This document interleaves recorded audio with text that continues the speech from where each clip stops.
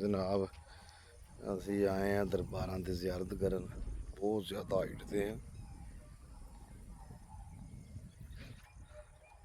ये अंबिया कराम दियां कब्रां मुबारक ने। ये बोल साहब गुजरात का इलाका है सारा करिंदा?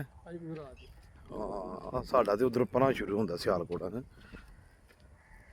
जनाब मस्जिद उत्ते दरबार है 9 गजे ने। हज़रत नूह अलैहिस्सलाम अल्लाह दा वली कामल होए उत्थे ले आओ पौड़ियां थोड़ियां।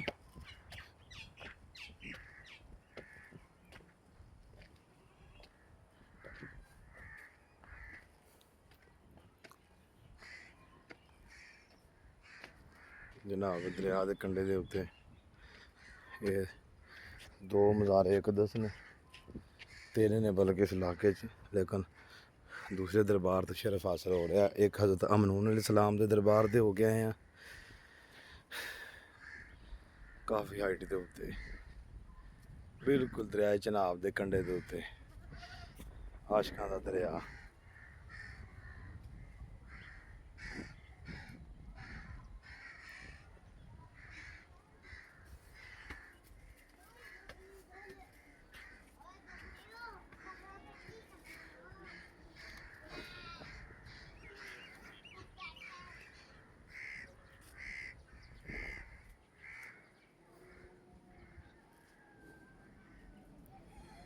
माशाअल्लाह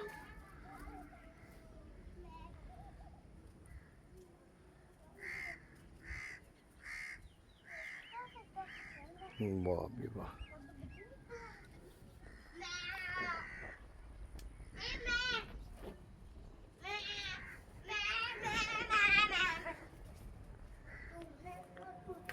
हज़रत नूह अलैहिस्सलाम